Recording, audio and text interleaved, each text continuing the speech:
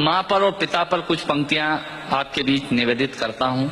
आप यहाँ जितने लोग बैठे हैं मुझे नहीं मालूम कि किनकी माँ जीवित हैं और किन्होंने माँ को खो दिया, पर मेरा व्यक्तिगत मत ये है कि जिनकी माँ जीवित हैं, जिनके पिता जीवित हैं, वो दुनिया के सबसे संपन्न लोग हैं, वो दुनिया के सबसे अमीर लोग हैं, वो दुनिया के सबसे धनाढ्य लोग हैं।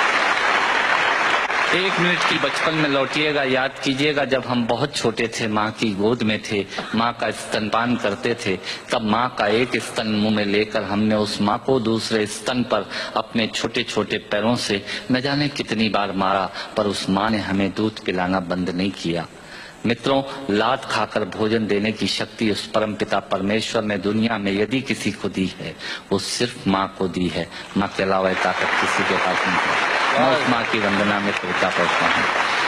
याद कीजिएगा उन दिनों में जब हम चौके में रसोई में बैठकर खाना खाया करते थे और माँ खाना बनाती थी, उस वक्त थाली पर बैठकर हमने जब भी इधर उधर देखा, वो माँ समझ गई और उसने नमक का डब्बा हमारी तरफ सरका दिया। हमारे बिना बोले को समझने वाली वो माँ, जब हम उसे खो देते हैं, वो माँ हमें बहुत याद आती है। वो माँ जो हमारे परीक्षा देते जाते वक्त दही की कटोरी लेकर शगुन बनकर आकर खड़ी हो जाती थी, उसे हम खो देते हैं। वो माँ हमें बहुत याद आती है। रमेश सोज की 4 पंक्तियां माननीय नेताजी यहाँ बैठे हैं, मैं पढ़ता हूँ, मुझे अच्छी लगती है कि बहुत रोते हैं लेकिन दामन हमारा नम नहीं होता, इन आंखों के बरसने का कोई मौसम नहीं होता, मैं अपने दुश्मनों के बीच भी महफूज रहता हूँ, मेरी माँ की दुआओं का खजाना कम नहीं।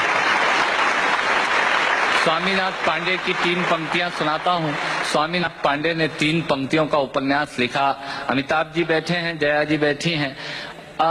3 पंक्तियों में पूरा उपन्यास लिख दिया। उसने लिखा, एक विधवा माँ थी, उसके 2 बेटे थे।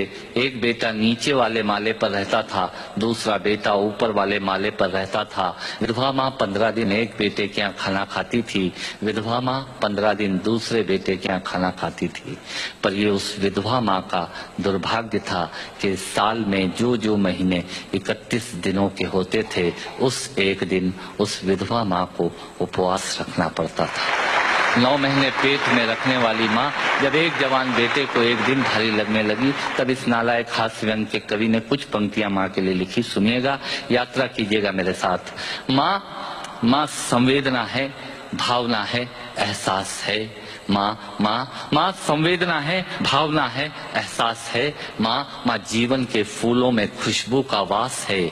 माँ रोते हुए बच्चे का खुशनुमा पलना है। माँ मरुथल में नदी या मीठा सा झरना है। माँ मरुथल